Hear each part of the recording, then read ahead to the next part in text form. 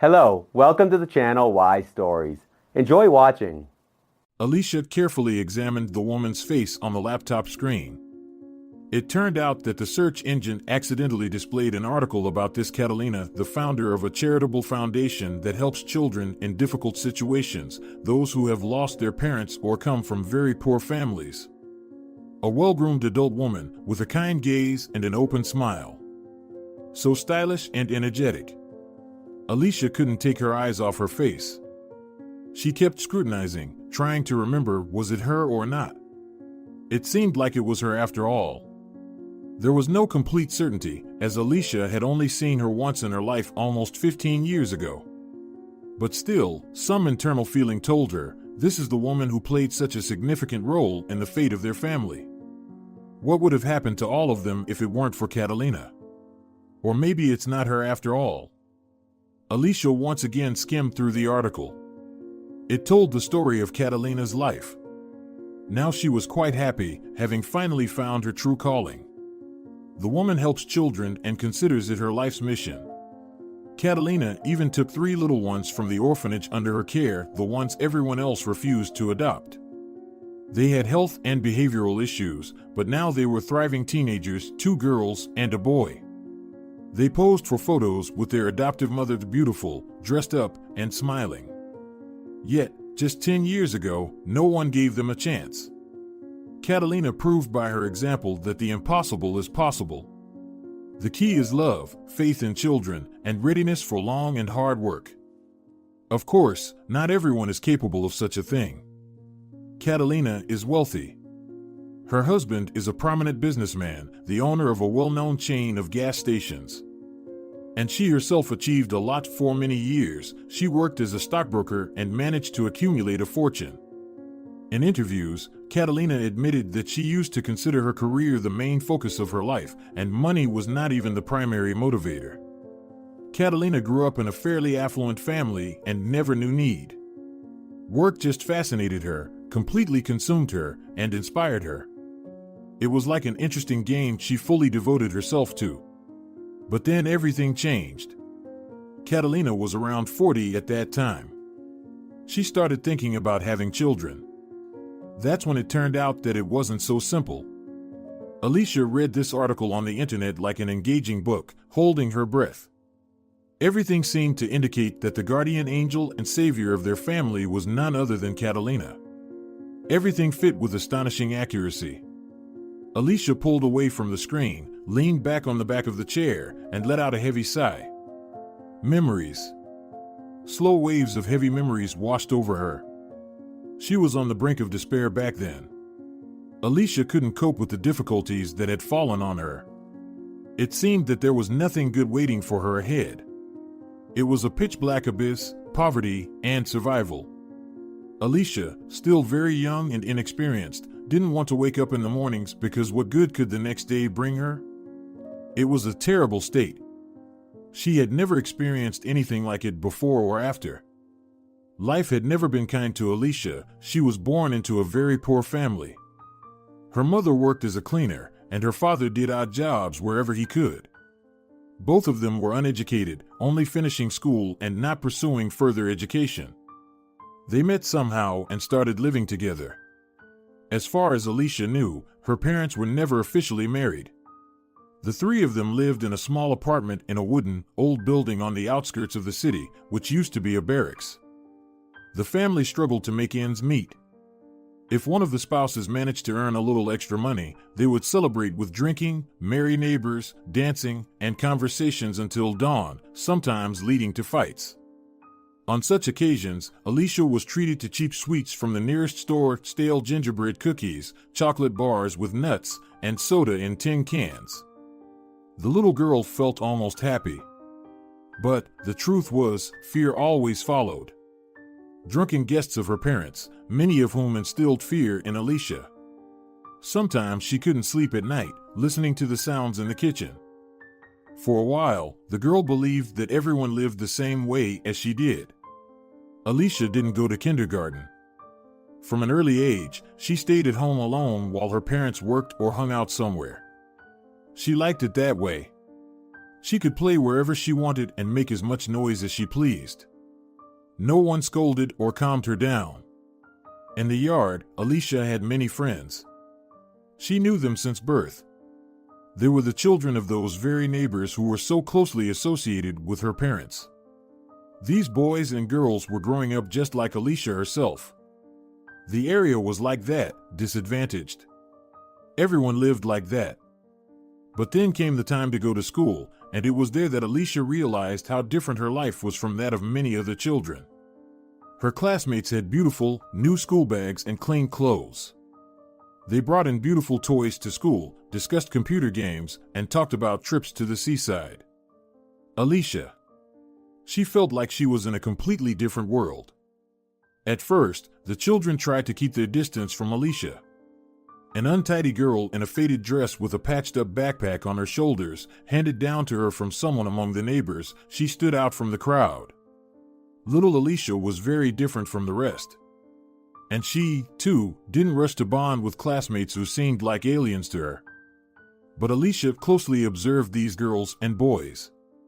She understood a lot about their lives by looking at them and tried very hard to fit into this foreign but attractive world. Alicia learned to keep her belongings and workspace in order. Chaos could reign around her small writing desk, empty bottles, rags, and trash scattered everywhere, but the desk itself was always immaculate. The girl started asking her parents for new things. They could be inexpensive, but from a store, not handed down from someone else. Sometimes she even managed to persuade her parents to make a purchase. Furthermore, Alicia tried her best to be good at study. However, there was a problem. The girl diligently memorized all the rules from her textbooks and memorized formulas, but she still made mistakes in words and exercises. Physics and chemistry remained Greek to her. Alicia would get upset, but she never gave up. She kept studying, learning, and delving deeper into the subjects. Teachers noticed her efforts and praised her for her diligence. They even gave her higher grades as encouragement. Yet Alicia, being very mature for her age, knew that she wouldn't become a scientist. She dreamed of becoming an economist or a lawyer, working in an office, wearing a beautiful blouse, a formal skirt, and, of course, high-heeled shoes. But she realistically assessed her situation. She knew that getting into a university was unlikely, but obtaining a diploma from a vocational college was definitely feasible. Her teachers helped the conscientious student and provided her with a good certificate. Thanks to that, Alicia got accepted into a college to study as a confectioner. The profession seemed suitable to her, in demand and useful. "You'll never go hungry," her mother approved of her choice. By that time, her father was no longer around. He had died a year earlier, poisoned by low-quality alcohol. Her mother, by the way, didn't live much longer after her husband. One night, while intoxicated, she fell asleep outside in the cold and never woke up. She froze to death. That night, Alicia was preparing for her exams, as the winter session was in full swing, and she had no idea what had happened. She assumed her mother would spend the night wherever she had been drinking. But instead, she decided to go home. Thus, very young Alicia was left alone in the world. She had just turned 18. Luckily, she had reached the age of majority, otherwise, she might have had to go to an orphanage. Alicia mourned the loss of her parents deeply. No matter what they were like, they loved her and cared for her in their own way. They never beat or humiliated her. Even though they were sometimes too indifferent, they had had a difficult childhood themselves. Nobody had taught them how to raise children properly. But life itself didn't let the girl grieve for long. Now she had to think about how to support herself. No, Alicia had already been doing odd jobs for a while. Sometimes she cleaned floors instead of her mother or her replacement, and other times she replaced a saleswoman at a local shop for a few hours. But now Alicia needed much more money, as she had to pay for rent, take the bus to college every day, and feed herself somehow. So, she got a job as an assistant in the school cafeteria. The work turned out to be physically and emotionally exhausting. She had to move heavy pots from one place to another all day long. After her shift, Alicia felt completely drained. and there was no time left for her studies. Of course, she couldn't juggle work in college. Soon she was expelled. Alicia cried then out of despair, injustice, and the feeling of being unable to change anything. After all, she had tried so hard to make something of herself, and yet her fate repeated that of her parents. She ended up without an education too. But Alicia was determined not to follow their path of drinking. She was convinced that she would create her own family one day, with a caring, hard-working husband who would take care of her. Maybe she would even get a chance to continue her education later on. Who knows how life will unfold? Alicia dreamed of having a family. She was tired of living alone. She wanted a reliable person to be by her side, someone she could rely on. However, the local guys were certainly not suitable for the role of a life partner. They firmly and confidently followed in their parents' footsteps. It was very noticeable. Looking at the boys and girls she grew up with, Alicia was amazed. Didn't they understand that they needed to break away from such a fate, at least try to change something? But it seemed they didn't see anything special in their way of life. Everything was fine for them. They got together, had children, separated, and had fun parties with brawls and long, pointless conversations, just like their parents had once done. They invited Alicia to join, but she always refused, earning a reputation as a snob. "Your character has completely changed, Alicia. You look down on everyone, stopped hanging out with us at all," complained Sylvia, a neighbor girl and once Alicia's closest friend. Sylvia didn't work. Why should she? She already had a little son, and she received quite decent child support. If only she could get alimony from the child's father, but he wasn't working either. Sylvia often invited Alicia to visit her, but she always declined. She knew exactly what was happening behind the doors of Sylvia's apartment. The same things that once happened in her own home, wild parties with meaningless conversations and brawls. Sometimes Alicia wondered why she turned out to be different, kinda unique. Maybe it would have been much easier for her if she were like everyone else. But no. Alicia aspired to something else. She understood perfectly well that she needed to move somewhere else first, otherwise, she wouldn't be able to escape from this swamp. But she was catastrophically short on money. And then Alicia met Arnaud, quite by chance. The girl was returning from another exhausting shift, barely moving her legs. She sat down to rest on a bench and bought an ice cream. She had spent the whole day in the cafeteria, and it was so hot there. She wanted to cool down a bit. It was the middle of May, and the weather already felt like summer. The park was quiet, peaceful, and beautiful. Neatly dressed people strolled along the paths. Pleasant music played from the speakers on a lamppost. Alicia didn't want to go back home, to her rundown shack. There, behind the walls, would be more parties, surrounded by poverty and hopelessness. These people who walked here in the park probably didn't even suspect the existence of that other world. They seemed to believe that everywhere was just as beautiful and happy. Why so sad? A young man sat next to Alicia on the bench. He had a pleasant look and open smile, kind dark eyes, charming dimples on his cheeks, and slightly tousled chestnut hair. Just walking through the park, not bothering anyone, and then I come across such a wondrous sight, a beautiful girl sitting alone on a bench. Very beautiful and very sad. It's not right. Alicia smiled. A cute guy called her beautiful. That's cool. It was nothing like the sleazy compliments she received from her neighbors. But how could she be considered beautiful? She was just an ordinary girl, nothing special. Arnaud, the stranger, introduced himself. "And may I know your name?" "Don't take it as impudence or pushiness. I just want to be able to address you somehow." "You don't mind, do you?" Alicia, the girl, smiled slightly, feeling a bit shy. She was intrigued by what would happen next. This Arnaud didn't push her away or make her uncomfortable. On the contrary, he seemed very friendly. His smile was genuine, kind, and sincere. They ended up sitting on that bench for a long time. They chatted about everything under the sun, sharing stories about themselves, gradually growing closer and becoming almost like family. Arnaud, too, had lost his parents. He was raised by his aunt, his mother's sister. He never knew his father, and his mother passed away when he was just 5 years old. The young woman had a weak heart. That's how little Arnaud ended up in his aunt's family.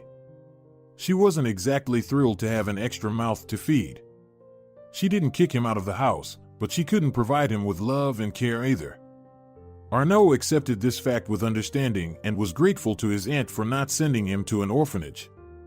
At least some family is better than growing up among strangers, probably, the young man mused. At least that's what I think. Alicia nodded. Maybe Arnaud was right, but still, his aunt seemed too indifferent and distant. Alicia's own parents certainly loved her. In their own way, they cared for her.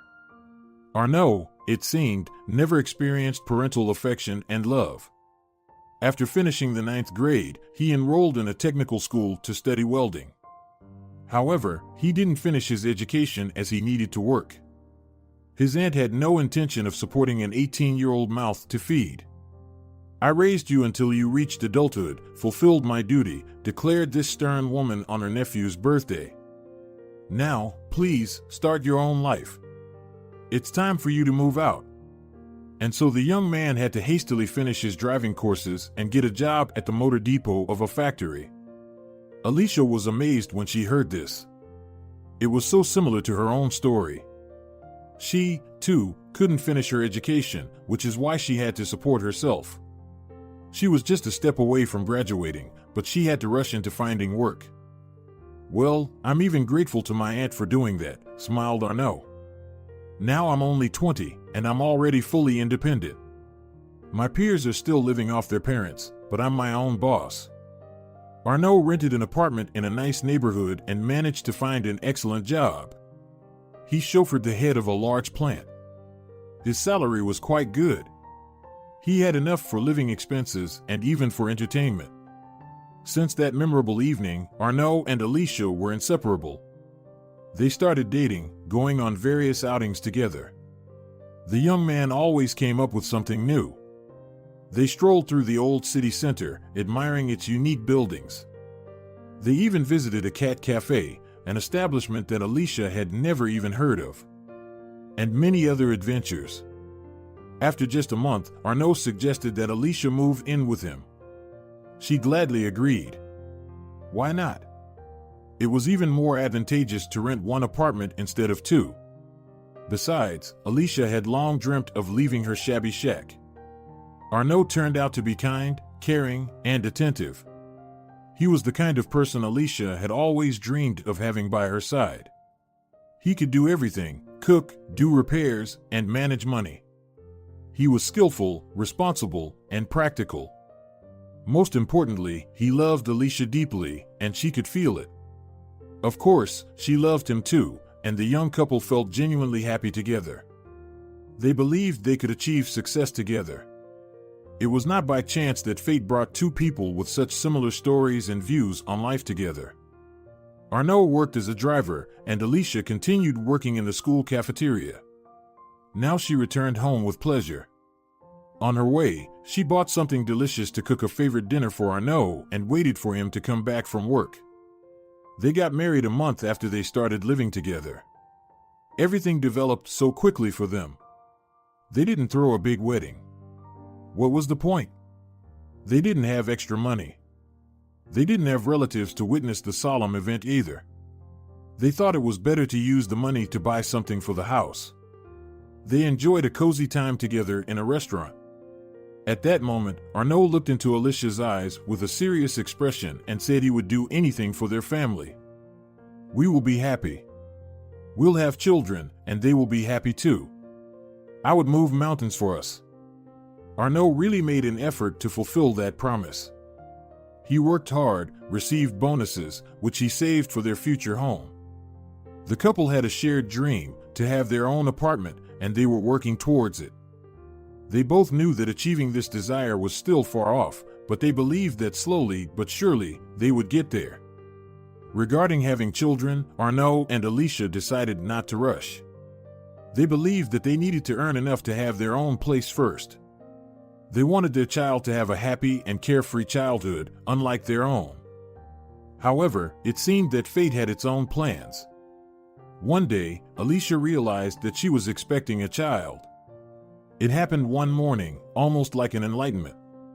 It was still too early to suspect anything, but Alicia suddenly felt the thought piercing through her: a little one was already living and growing inside her. At first, Alicia brushed off these suspicions, but eventually decided to take a pregnancy test. 2 lines. There was no doubt. Well, becoming a future mother almost didn't surprise her. She had sensed it all along. At that moment, Alicia couldn't have guessed or imagined that at the very same time, an entirely unknown woman would be rejoicing over a positive test result, a woman who would soon play a significant role in their young family's life. Arnaud was thrilled. When he found out the news, he lifted his young wife off the ground, spinning her around the room from the overflow of emotions. He hugged her so tightly that she found it hard to breathe. "I was worried about telling you. I thought you might get upset," Alicia smiled, looking at her radiant husband. "Why would I be upset?" he wondered. "Well, we wanted our own apartment first, get on our feet, and then." "We wanted," Arnaud agreed. "We planned everything completely differently, but somehow I'm incredibly happy. This is the best news of my entire life." Alicia smiled. How wonderful Arnaud was.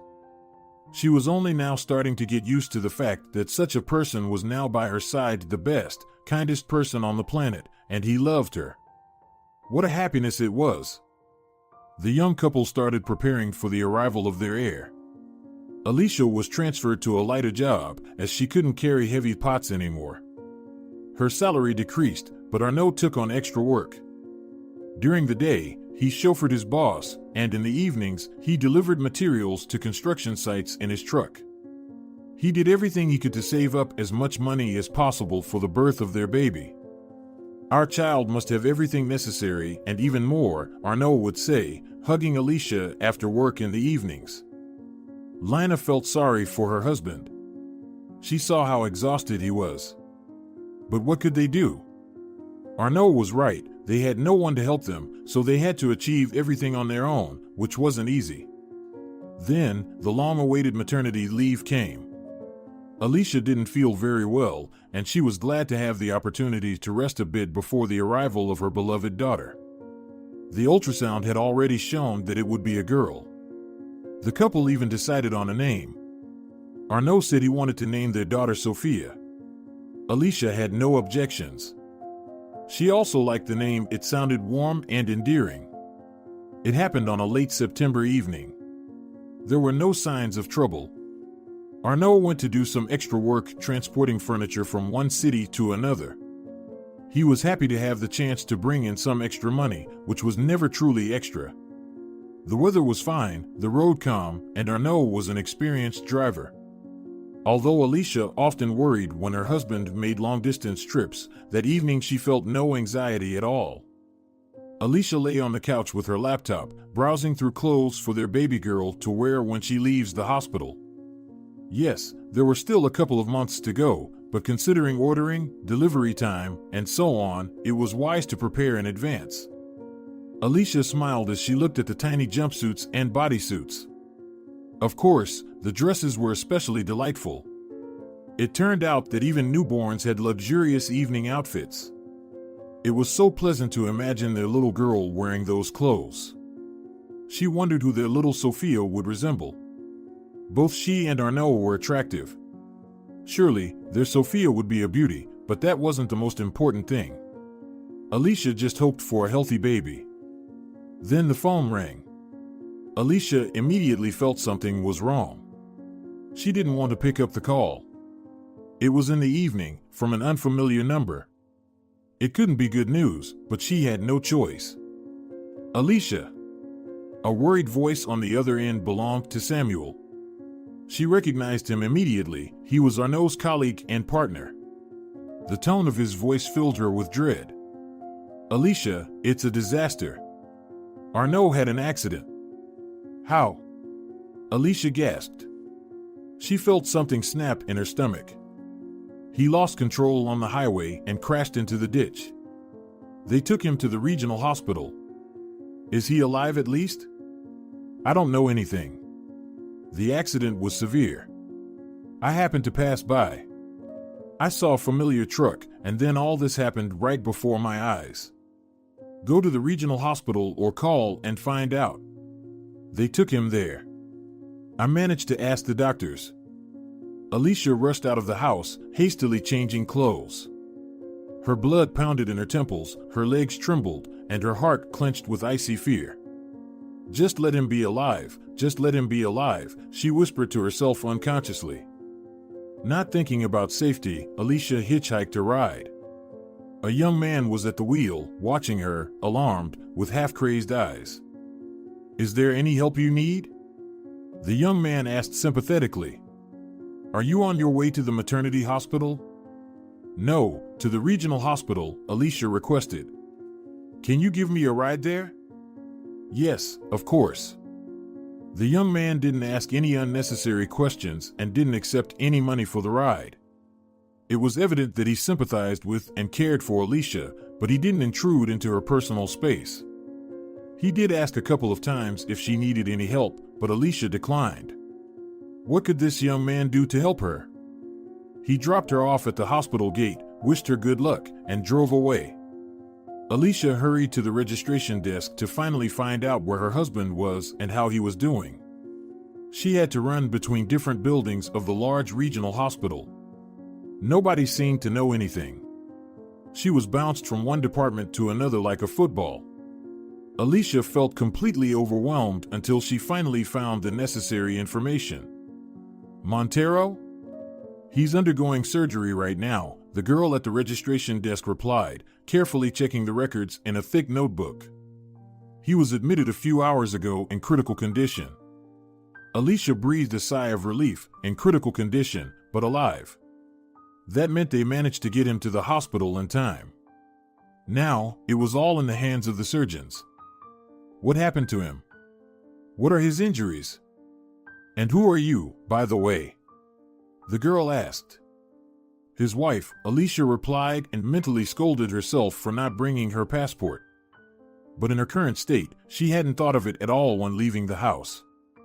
Fortunately, the documents were not needed. The girl at the registration desk believed her on her word. Wait for the end of the surgery. The surgeon will contact you afterward, just leave your phone number. Can I wait here? What's the point? The surgery can last for several hours. It's already late, go home. You need rest in your condition. You won't be able to help here anyway. Nevertheless, Alicia stayed at the hospital until the end of the surgery. She sat on a bench by the doors of the surgical department and prayed for his life. She had never done it before. She hadn't even thought she knew how. But now, the words surfaced from somewhere deep in her mind. Arnaud had to survive, he simply had to. How could she go on without him? The girl from the registration desk approached her several times, bringing water and biscuits. At first, she seemed strict and indifferent. Then, she revealed her compassionate and attentive side, looking at Alicia with sympathy, offering encouraging words, and even giving her a couple of hugs. This support made Alicia feel a bit relieved. The surgery went on for a long time, and it was already morning when it ended. Alicia hadn't closed her eyes the entire time. How could she sleep when her heart was constricted with fear for her beloved? Finally, the tired surgeon came out into the corridor. Alicia, trembling with fear, carefully studied his face, trying to understand what news he was about to tell her. The injuries are serious. We had to fight for your husband's life. It was like pulling him back from the brink of death. Now, it all depends on his body whether he will make it or not. In any case, the next few days will be critical. If he survives, his recovery will be complex and lengthy. Alicia nodded her head. At that moment, she wasn't thinking about the upcoming difficulties. The most important thing was for Arnaud to survive. The surgeon explained the details of Arnaud's injuries. His condition was indeed very severe. Why did he drive so recklessly? The doctor sighed sadly. He was so strong and healthy. Now, at best, he'll become disabled. If he survives at all. Ah, young people, you don't think with your heads. Alicia sighed. There was no way to explain to this person in a few words that Arnaud was working hard for the sake of their child. He was taking extra shifts, doing any odd job he could find. That's what pushed him over the edge. Perhaps on that road, he lost focus due to exhaustion, which led to the accident. Alicia stepped out onto the hospital porch. It was already dawn. She called a taxi. Thankfully, she hadn't forgotten her phone at home, although she could have, given her state. Suddenly, her phone vibrated again. Who would call her so early? It was the person for whom Arnaud worked yesterday evening. I know what happened, he said. I understand that your husband is in the hospital now. They said he's alive, which is good. But you must understand me too, my truck is beyond repair. The furniture is also ruined. According to the contract, your husband is fully responsible for this. So, please compensate me for the damages. Not all at once, but... Yes, of course, Alicia murmured into the phone and hung up. Only now did she think about a different kind of problem: money. Arnaud was the main breadwinner in their family. He paid the rent for their apartment and bought groceries. Alicia's earnings barely covered their basic needs. Everything else relied on Arnaud's strong and reliable shoulders. And now what? A catastrophe. Where would they find money for food and housing? And likely, they would need money for medicines too. Arnaud needed treatment, rehabilitation. Where would they get the funds? The debt must be a fortune, a truck, furniture. But they had nothing to sell. And little Sophia would be born soon. Tears streamed from Alicia's eyes. Powerlessly, she slumped right on the steps of the hospital wing. And then... Sharp, excruciating pain shot through her abdomen, so intense that Alicia's vision blurred. It seemed to subside for a moment, but then returned with even greater force. Alicia clutched her belly with her hands and writhed in pain on the steps. The agony came in waves. She could no longer think about Arnaud or the financial problems that had befallen their family. Everything became insignificant as long as this infernal pain passed. Alicia called for help with her last bit of strength. Alicia was asked some questions, but her answers were often off topic. Then, someone placed a mask over her face and asked her to count from 10 to 1. Alicia concentrated and began counting. Soon, a blissful darkness enveloped her, bringing tranquility. Alicia felt like she was floating in something soft and gentle. The most important thing was that the excruciating pain was gone, no more thoughts, worries, or fears. Just silence and peace. When Alicia opened her eyes, she was disappointed to find herself in a bright hospital room. Her mouth was terribly dry, and her tongue felt glued to the roof of her mouth, causing discomfort. Alicia was lying under a drip, and some wires were attached to her chest.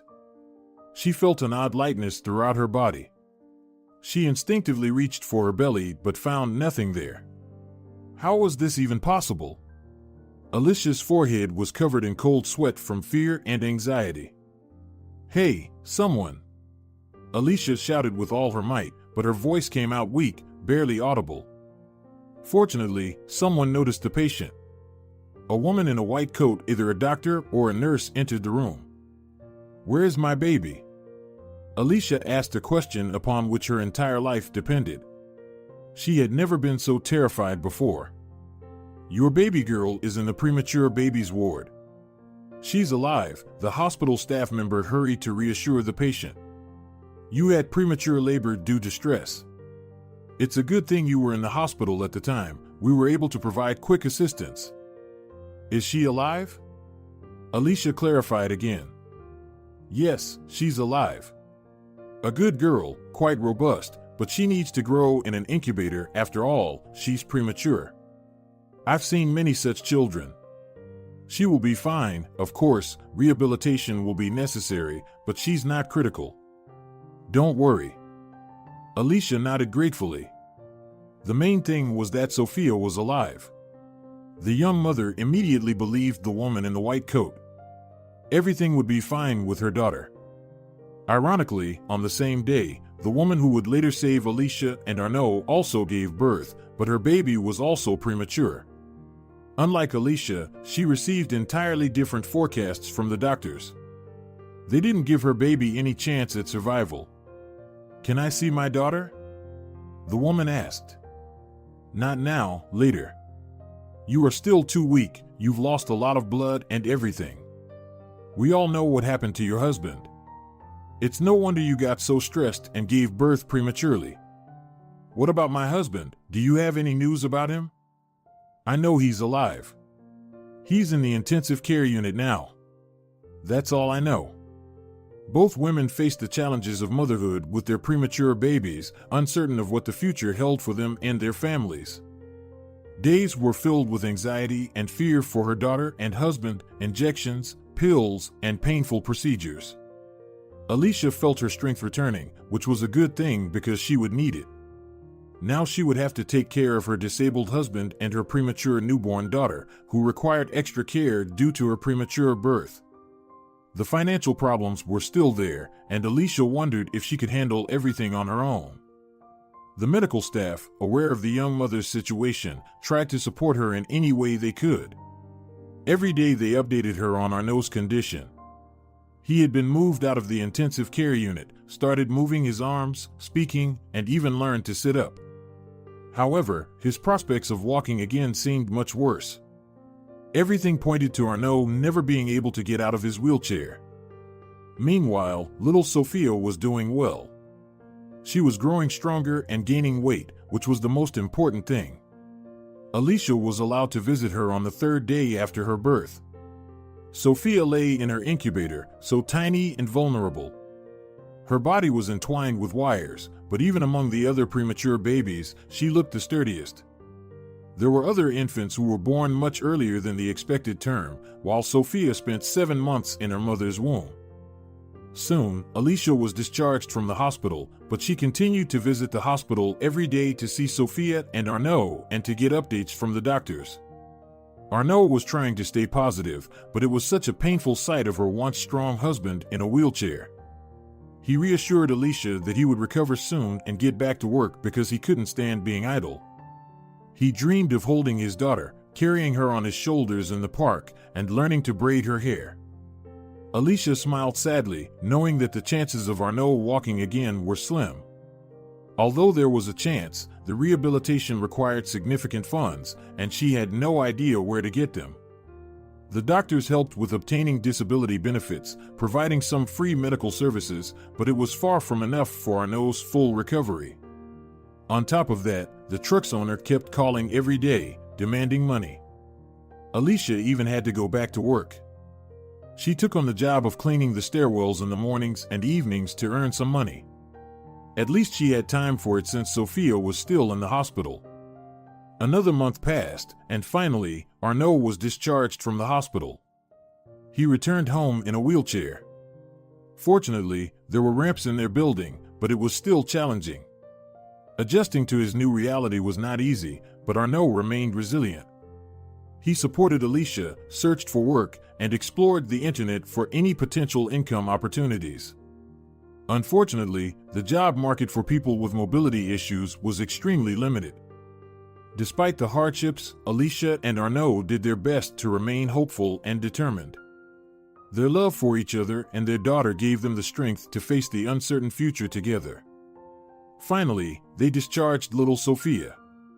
The joy of the young parents knew no bounds, despite the seemingly hopeless situation. Arnaud quickly learned all the baby handling skills, bathing, feeding, and changing diapers. Seeing that the young father was doing quite well, Alicia decided to go back to work. "We don't have enough money. You can handle the baby at home. I'll go back to the canteen. There's no other way." Arnaud was forced to agree. Alicia could see how hard it was for him. After all, he had been the main breadwinner for so long, and now he had to rely on his wife. But there really was no other option for the young family. They needed to pay for their housing, food, and repay debts. The money that Arnaud had saved for their future home over the past couple of years disappeared at an alarming rate. Part of it went to medicine, and part to pay off the truck's cost. It was a difficult time. Alicia worked around the clock, in 2 shifts. Arnaud did his best to manage things at home. It was not easy for him either. Sophia was fragile and suffered the consequences of being born prematurely. She needed medication, expensive vitamins, consultations, and checkups with specialists. Alicia was exhausted, and Arnaud looked like a squeezed lemon. He took odd jobs, earning pennies, but he couldn't just sit idle. Sophia relied entirely on him. However, the head of the family felt it was not enough. And still, they catastrophically lacked money. They couldn't even afford a stroller for Sophia, which they needed to take her to the polyclinic. One evening, Alicia was returning home from work. It was already getting dark. Her back and legs were aching from fatigue, and her mind was filled with heavy thoughts. This was not the family life Alicia had imagined. In her dreams, she saw herself strolling through the park with a pram carrying a well-dressed baby. Alicia often watched young moms passing by, peaceful, content, happy, and they had no idea how lucky they were. Lucky to be able to freely walk with their little ones and dedicate all their time to them. But there's Sophia, she didn't even have a stroller. Suddenly, Alicia's attention was drawn to a woman walking towards her with a stroller. It was a wonderful stroller in a fashionable coffee shade, convenient, maneuverable, clearly very expensive and of high quality. Alicia had seen such strollers in baby stores. They cost a fortune. Alicia instinctively glanced at the woman. There was something intriguing about her. So stylish, well-groomed. She was older, but nowadays, many give birth to their first child at 40. It's trendy, especially among the wealthy. But why did this woman look so sad? Perhaps something happened in her life? Surely something terrible had happened to her. Otherwise, it was impossible to explain that look in her eyes. After all, everything seemed fine for her. She was walking so beautifully, pushing the expensive stroller in front of her. There must be a well-dressed baby inside it. The woman rolled the stroller to the garbage bins. The garbage hadn't been collected for a long time, and here, a kind of makeshift dump had formed. Alicia thought that maybe the woman would now throw away a bag of garbage and continue on her way. But the stranger acted differently. She sighed, rocked the stroller a few times, and left. She walked briskly behind the houses, heading somewhere far away. And the stroller was left behind. Alicia, not believing her eyes, hurried to the garbage bins. First, she looked inside the stroller. There was no one there. Alicia breathed a sigh of relief.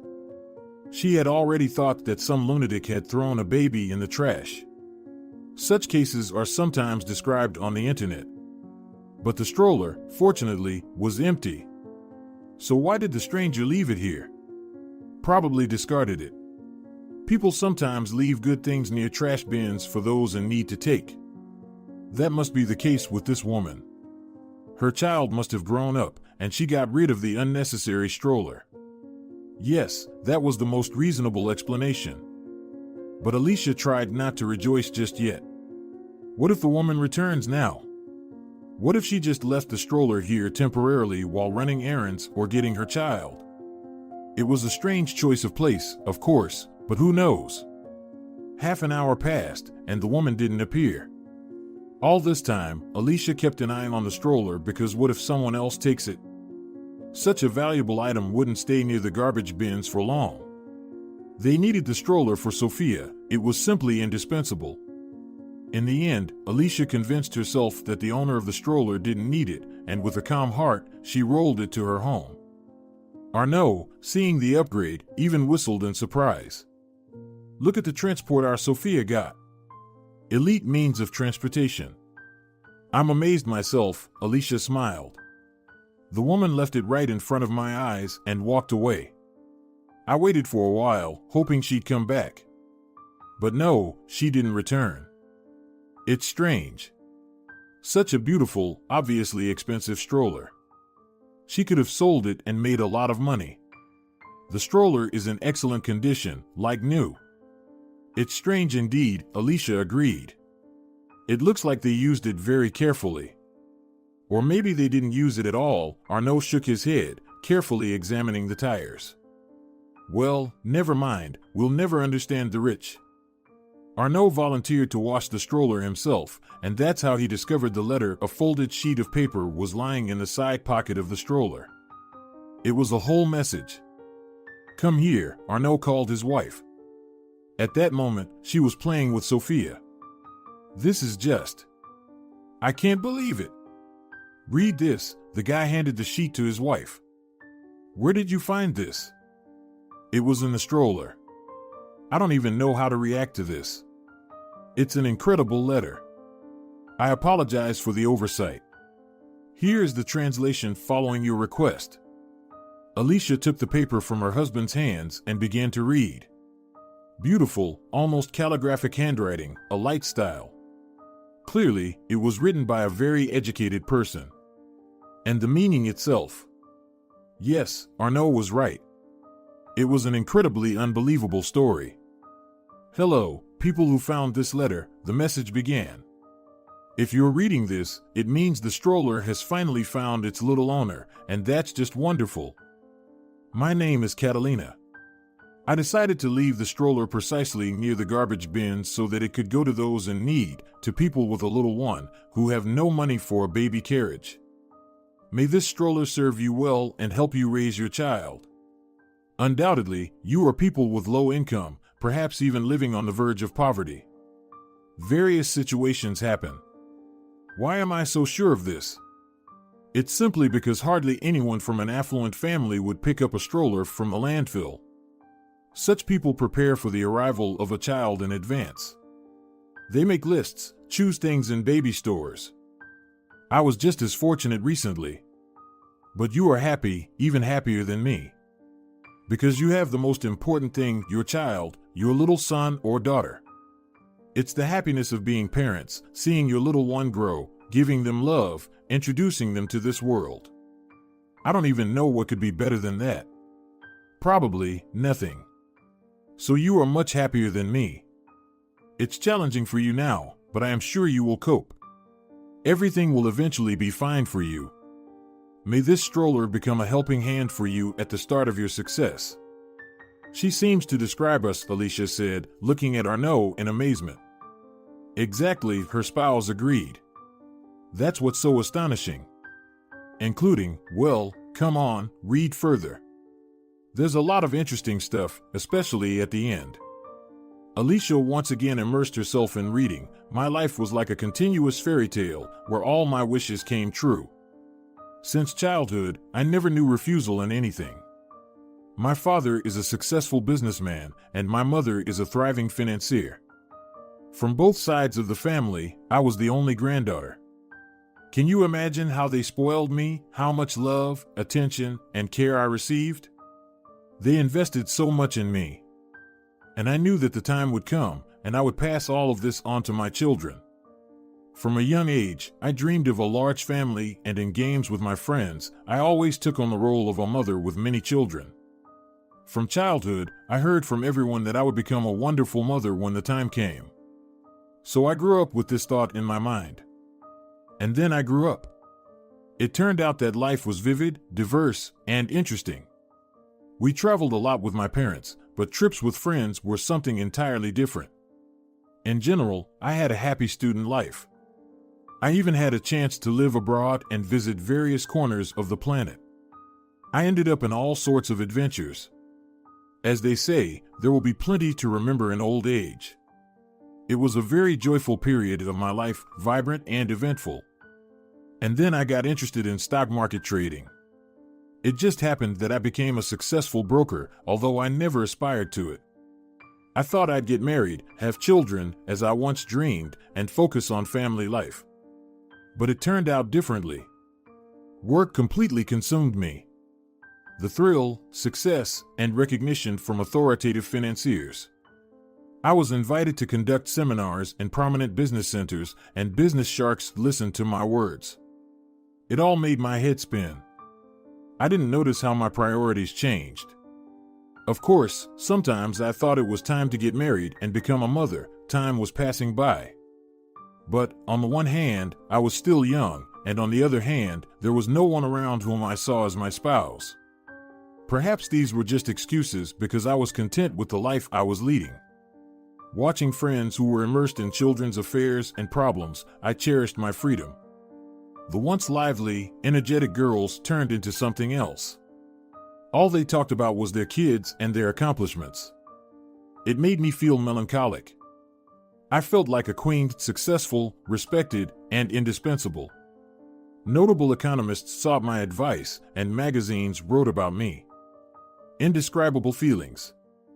This glitter and glamour overshadowed my most profound desire. I had always dreamt of children, wanted to take care of little ones, teach them something, love them. But during that period, for some reason, I decided that motherhood was for the lazy, limited housewives. I even judged women entirely devoted to their children, considering them capable of nothing else but giving birth. I almost stopped socializing with married friends. Their children irritated me. I don't even understand how it happened. Are you child-free now? One of my acquaintances asked me once. She had recently given birth to a son and couldn't think about anything else. I pondered. No, not child-free. It's just that during that period, I didn't want to burden myself with all of that. After all, it felt amazing not to depend on anyone, to be free and carefree. If I wanted to, I flew to the seaside with friends. If I wanted to, I went to clubs or shopping. If I wanted a new romance, I dove headlong into beautiful relationships. I thought I would have time later, in the future, to become a mother someday, many, many years from now. For now, my life was already vibrant and exhilarating enough. And then, somehow, I got tired of it all. The work, the risks, the superficial romances, the clubs, the drinking, the dancing, even the travels. I longed for the warmth of a family, a reliable person by my side. It seemed that the time had come. However, by then, I was already 35 years old. I remembered my long-standing dream of becoming a mother of many children. Now, I looked at my married friends not with contempt or pity, but with a hint of envy. I, too, wanted all of that, a husband, children, a family. It was at that moment that I realized that work and recognition could never replace the warmth of loved ones. These thoughts brought tears to my eyes. Perhaps I had grown up. And right at that moment, I met Victor. It was a chance encounter at a cafe where we both had breakfast before work. Between us, as they say, a spark ignited. We exchanged glances at first, then he approached me. "Señorita, I've been looking at you, and I can't take my eyes off you. You are incredibly beautiful, and your eyes. They are so amazing. I can see from them that you are a very kind and compassionate person." It was delightful to receive such a refined compliment, especially from a man who appealed to me from the first glance. But I hastened to disillusion him. For some reason, I didn't want to hide anything from this man. "You don't quite understand people.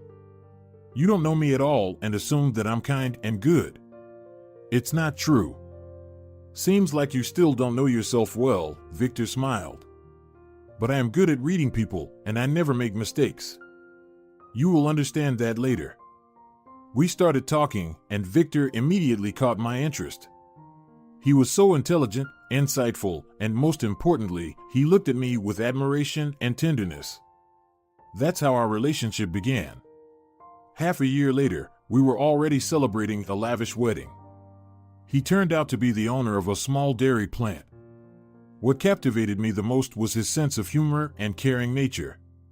Finally, I felt like a woman in the full sense of the word with him.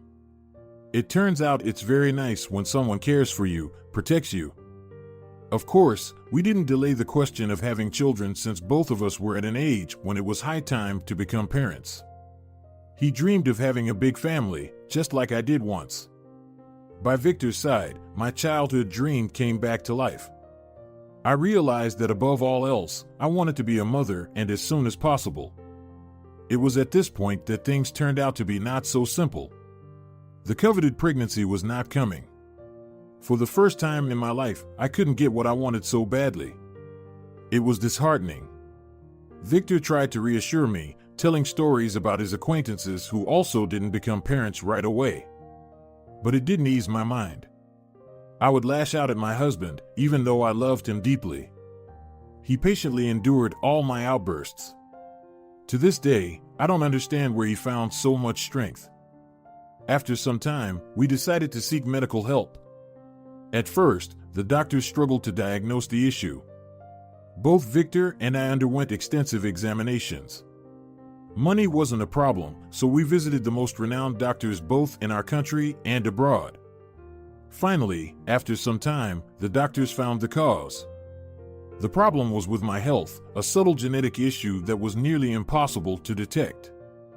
However, they couldn't come up with a solution to fix the situation. If I had decided to become a mother earlier, it might have worked out. But the years had turned against me in my case.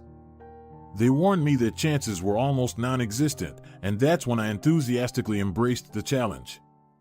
I was not one to give up or lose in anything. The words of the doctors were taken by me as a challenge.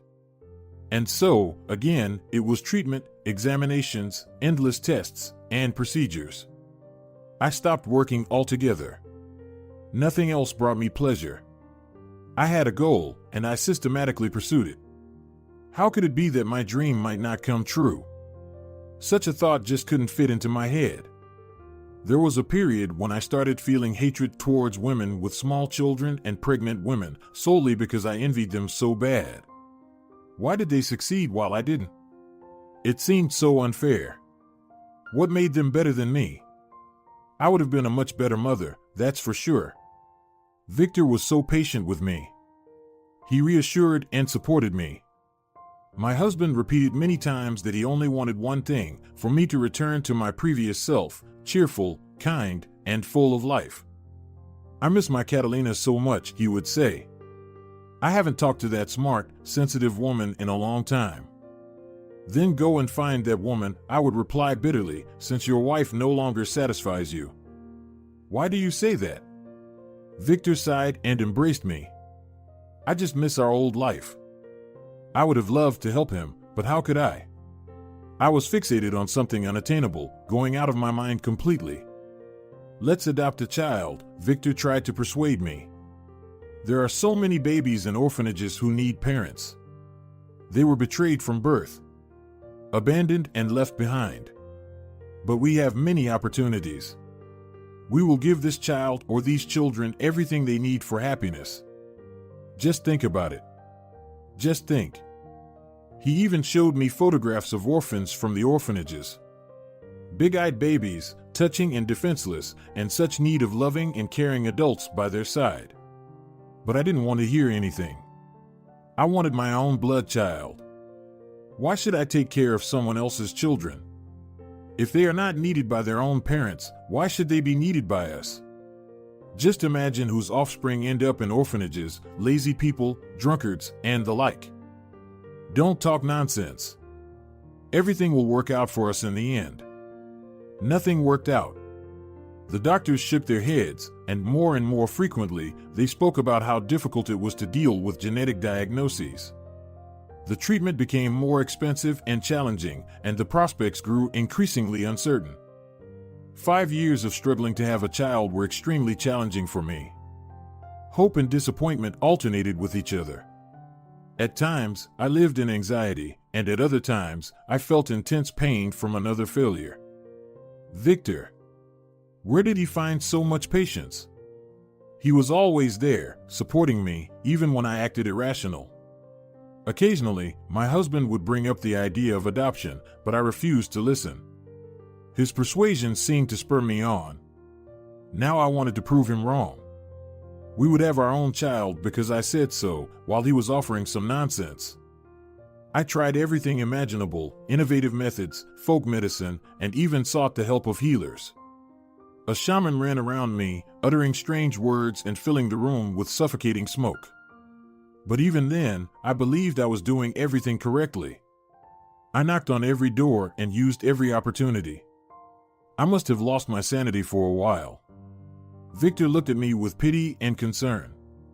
He was very worried about my well-being, as I was not behaving like myself. Finally, the miracle happened. One May morning, I found out that I was expecting a baby. My joy knew no bounds, and tears of emotion streamed down my face.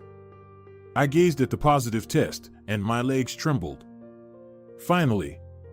In that moment, I wished I could fast forward life to experience the happiness of my long-awaited baby being born. Though there were still months ahead, I already felt like a mother. The doctors were astonished. According to them, there was no hope, but my case turned out to be a miracle.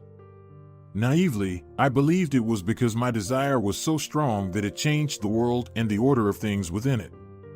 I felt almost almighty. Victor was, of course, also overjoyed. I sensed a sense of superiority over him. Well, how could he be right when he had talked so much about adopting children, trying to reconcile me with our situation, and ended up being wrong? I rejoiced in this triumph as well. Now, it's embarrassing to write such things. Forgive me, readers, for describing everything in such detail. I guess I need to unburden myself. I want someone to learn about my destiny and understand my feelings. Please read until the end. There's something very important and interesting waiting for you there. I genuinely want to help you and your little one, not only materially but also with advice.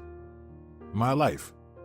Make the right conclusions, avoid my mistakes, and appreciate what you have.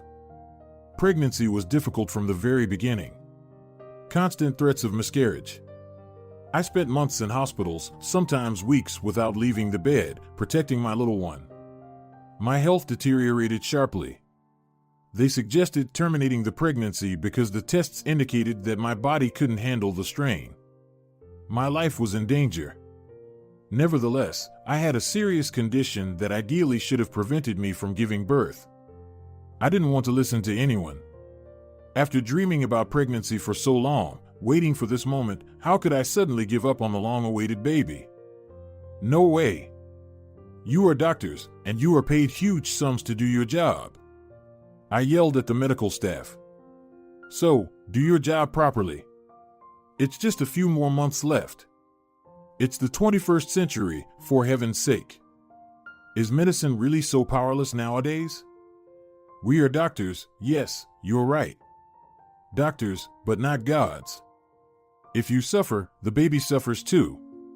The consequences can be catastrophic. There are no guarantees. You must understand this, they replied. But I didn't want to listen. By that time, I already knew I was carrying a son. He even appeared in my dreams many times. For the sake of this little one, I was ready to endure any pain and spend all 9 months in the hospital if needed. I needed a child, and I didn't even think about the fact that the baby suffered in a womb not adapted for pregnancy. That's how much of a terrible egotist I was. Victor, seeing that he couldn't change my mind, stood by my side and supported me. He stopped arguing to avoid stressing me unnecessarily. He agreed with everything, held my hand, calmed me down, bought all the necessary medications, talked to the doctors, and simply hugged me when I needed it. My condition worsened. I hoped that the baby suffered less, but the ultrasound showed that things were also very, very bad with him. I was so afraid for my little one. He was the meaning of my entire life. I talked to my son, asking him to hold on. To distract myself, I browsed websites with baby products, looked at strollers, and chose clothes for my little boy. It was such a pleasant distraction. Many packages arrived at our house, and there were so many of them.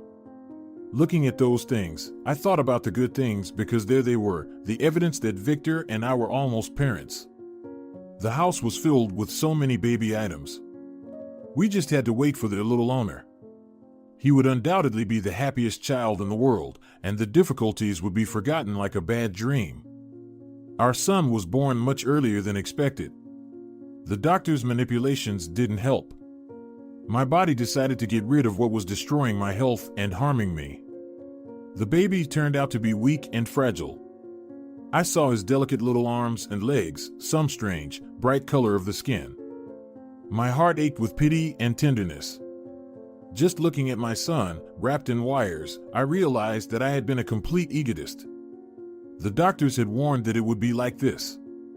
And now, I felt much better. My health was rapidly improving.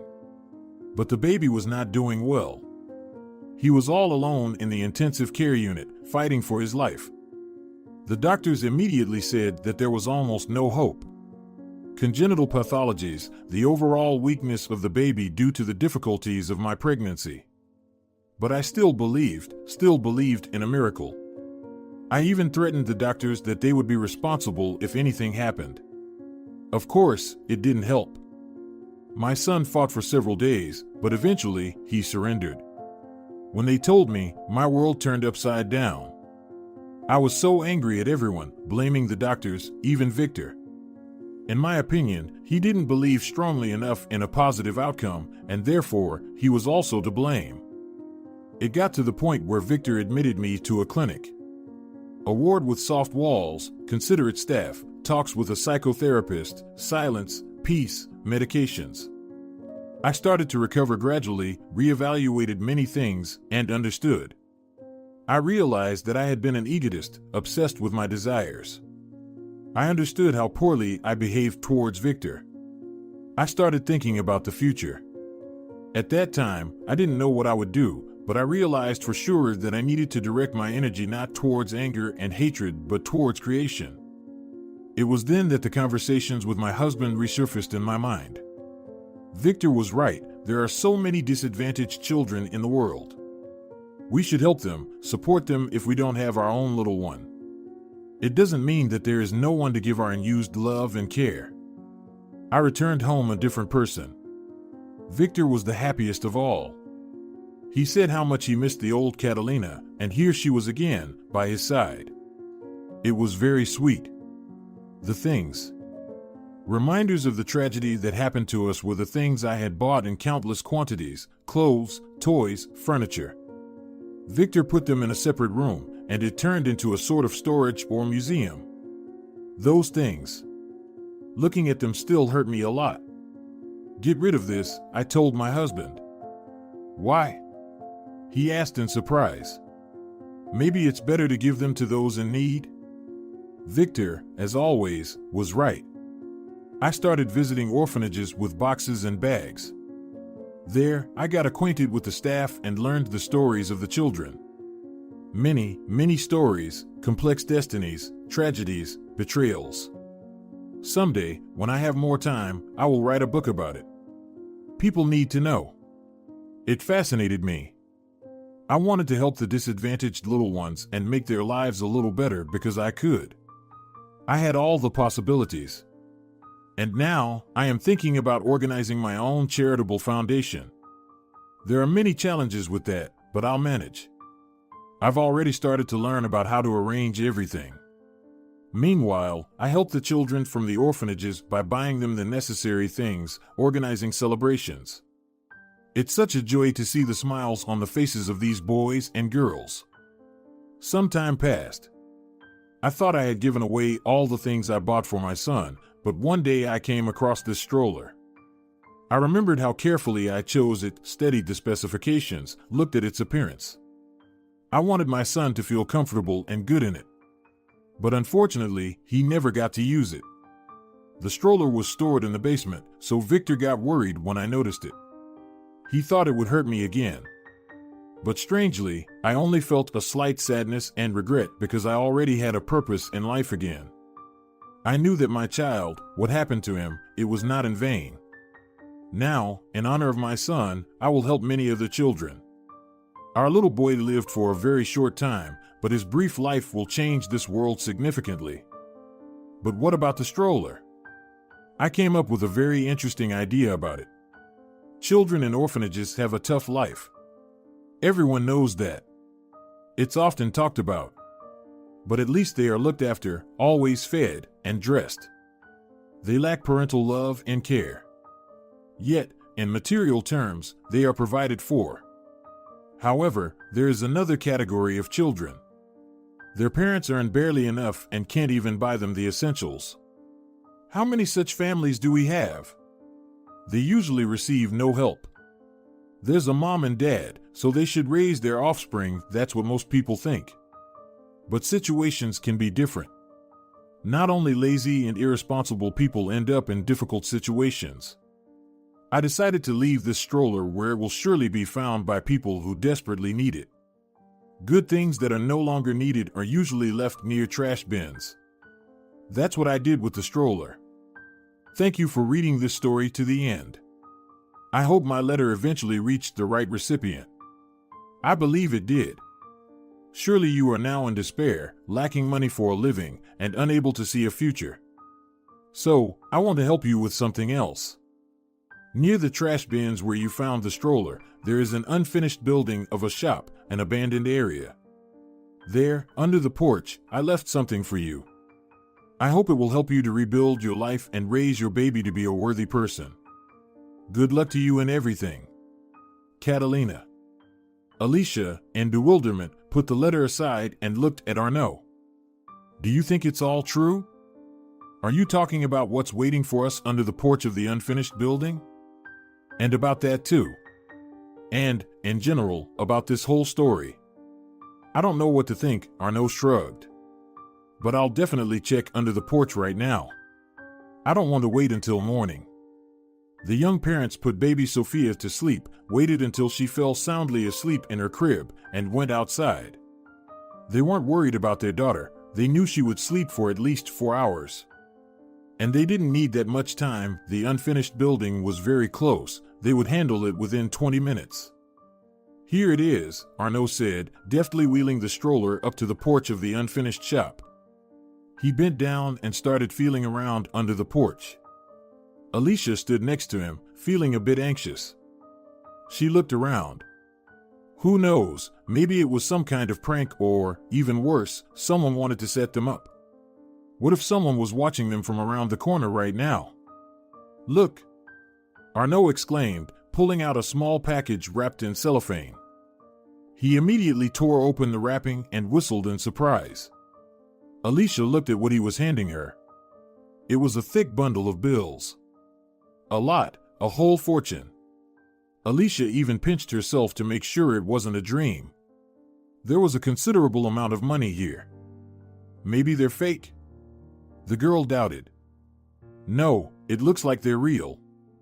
Arnaud carefully examined the bills.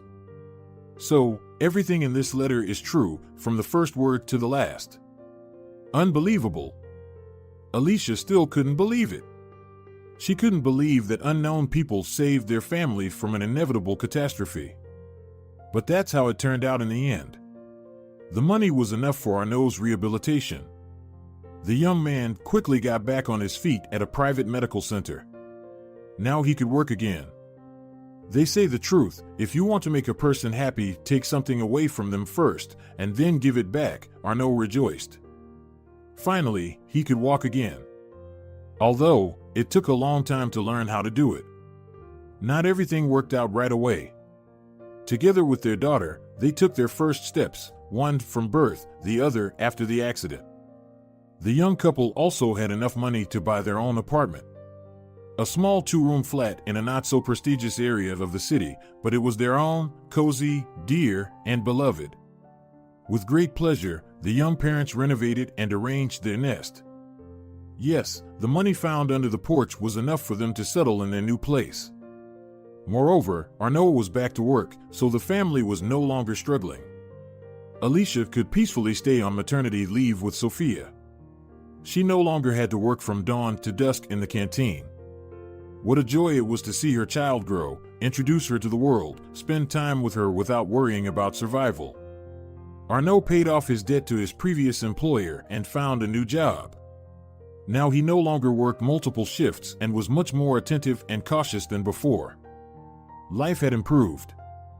One day, Alicia was strolling in the park with the stroller, the same stroller of a wonderful coffee shade. Its design allowed it to transform into a sitting transport. Little Sophia was kicking her legs in the stroller, looking curiously at the world around her. In her light white dress and a fancy hat, she looked like a doll. Alicia suddenly realized that she was now that happy young mother, one of those she had once envied so much. And all of this was thanks to Catalina, the woman who had gone through a tragedy but managed to overcome herself and find her true calling. Perhaps now Catalina was helping other children, orphans, and babies from poor families. It's wonderful that there are such people in the world. Years passed. Arnaud and Alicia worked and raised Sophia. They were no longer destitute. They became an ordinary family with average income, and they could even afford to go to the seaside sometimes.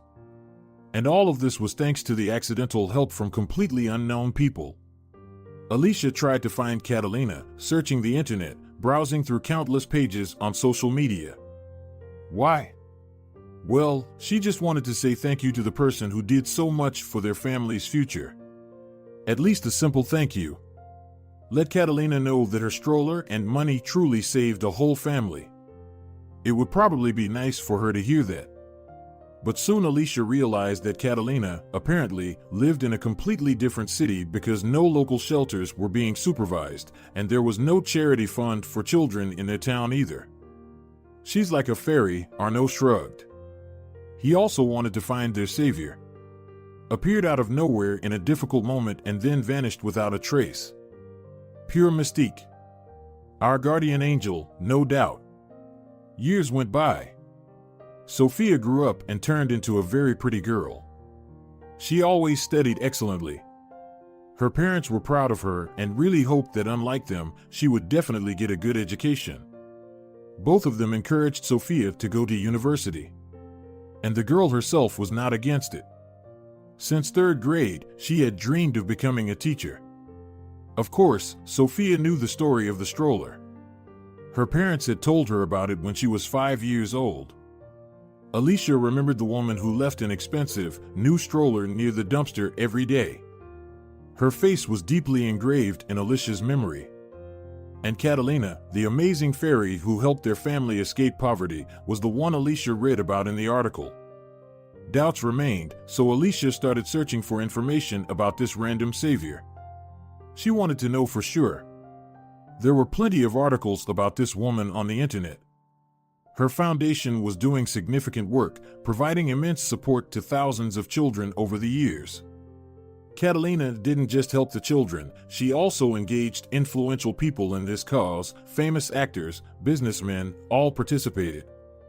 In her interviews, Catalina emphasized that she couldn't do it alone. The world is not without good people, she said with a smile to the journalist. There are many more good people than indifferent and callous ones. Now I know that for sure. Catalina looked happy, full of energy, satisfied with life. Her eyes shone with a special light that had nothing in common with the extinguished eyes of the woman Alicia remembered. It made sense. If, of course, she was the same person who had gone through the tragedy. But now, the woman had found herself and was involved in an important and very responsible cause. To write or not to write? Alicia said aloud. She regretted that Arnaud was away on a business trip. She would have liked to consult with him. Alicia was used to discussing all important matters with her husband. The woman decided to find out more about Catalina to see if it was worth bothering such a busy person. Catalina had a rich and colorful life. She traveled a lot, both within the country and abroad, and almost always accompanied by foster children, now teenagers, so different and unique. If they had remained in the orphanage, who knows how their destiny would have unfolded. And then Alicia came across an article that dispelled all her doubts because this interview was about her too, about Alicia. It was a lengthy feature with many photographs. Catalina answered the questions in detail, not ignoring any details. How did it all start? The journalist asked. How did you decide that your calling was to help underprivileged children? As I mentioned before, it all started after we lost our son, our long-awaited, cherished child with Victor. We were preparing for his arrival. We had so many things left. I thought, these toys, blankets, someone must need them, right? Our son may be gone, but this good shouldn't go to waste. We delivered packages and boxes to orphanages. It's so logical to give children things that you don't need to orphanages. They'll always come in handy there. Alicia thought about the woman who left an expensive, new stroller near the dumpster every day. Her face was deeply engraved in Alicia's memory. And Catalina, the one she read about in the article, was the amazing fairy who helped their family escape poverty. Doubts remained, so Alicia started searching for information about this random savior. She wanted to know for sure. And then, when I thought I had gotten rid of all the things, that very stroller caught my eye. The stroller I carefully chose for my child. It hurt, I won't deny it, but by that time, I had learned to cope with my emotions. And I decided that I should help some needy family, people who had a baby but didn't have money for new things for the little one. Find a special family. Any family wouldn't do for me. I even traveled to neighboring towns, looking, observing. I felt like I was going crazy, but I still continued this strange pursuit. Perhaps the tragedy clouded my mind back then. In any case, I have no regrets about anything. And one day, I saw a sad girl. There was so much worry in her eyes. Visually, it was evident that the girl's fragile shoulders were burdened with the heavy weight of problems. She was walking through the park next to a guy in a wheelchair. Probably her husband. The girl was holding a tiny baby in her arms, hugging the little one, and she looked so beautiful. But she didn't realize it herself. Her eyes' desperation was splashing in them. The young man in the wheelchair was brave, even smiling, but I could see he was also on the edge. I followed this family. They captivated me deeply. I walked a little behind them and listened to their conversation. The guy needed expensive treatment.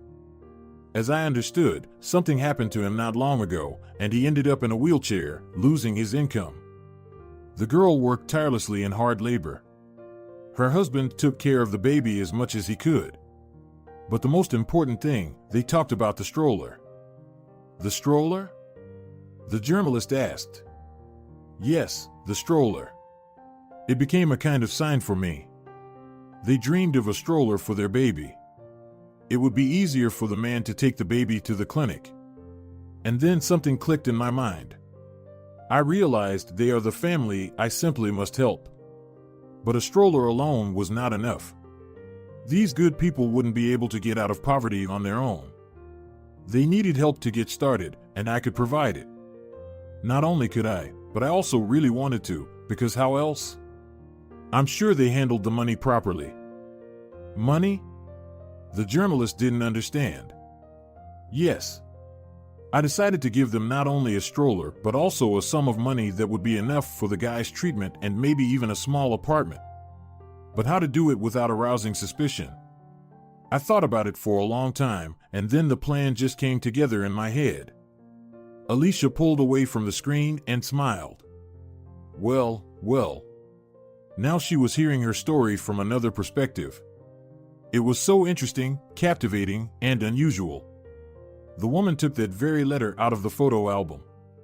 Of course, Alicia and Arnaud kept the message. Catalina wrote it many years ago. She sincerely wanted to help the family that found themselves in dire straits. I wrote a whole message to the future owners of the stroller on both sides of the paper. In it, I told them about my life, the history of the stroller. It was like therapy for me. I felt as if I was talking, releasing my pain, and healing. At the end of the letter, I gave this young couple a hint about where to find the money. I hope everything worked out well for them. I really wanted to know the fate of this family, so I even deliberately came to that city later, but I never met them again in the park. Perhaps they moved somewhere, or we simply missed each other. We good, Alicia whispered directly to the monitor. Thanks to you, everything is truly wonderful. But why didn't you just give them the money? The journalist didn't understand. I can't remember now. I was in a strange state back then. Maybe I didn't want them to feel uncomfortable or scared. After all, my story is not an easy one, and the situation itself could have seemed suspicious. In any case, I wanted to remain a mysterious stranger to this family, like a good fairy. It turned out to be an almost legendary story. I'm sure it will be passed down from generation to generation in that family. Almost like a fairy tale. A fairy tale. Alicia smiled. That's right. For a long time, Sonia believed that a fairy really helped them. So, that meeting wasn't accidental? Did Catalina know in advance that the stroller and the money would go to them? Nevertheless, this story had enough happy coincidences. After all, Catalina came to their city in search of a suitable family and met them with Arnaud in the park. They must have attracted attention. A strange trio, a young, bewildered woman, a tiny baby, and a guy in a wheelchair. Catalina noticed them, followed them, overheard fragments of their conversation, and became convinced that she should help them. Alicia didn't ponder anymore. She was already writing a message to Catalina. It turned out to be long, almost like that memorable letter from the stroller. Alicia detailed her story to this woman, mentioning poverty and despair. The accident, the disability of the sole breadwinner, the birth of their premature daughter, enormous debts. Catalina had to know that her help truly saved an entire family. At the end, Alicia wrote about her life today and even attached photos of her family, including those from their vacation at the seaside. There are no words to express our gratitude, Alicia concluded her letter. The woman read the message once more and clicked the send button. If you're enjoying it as well, leave a like and subscribe.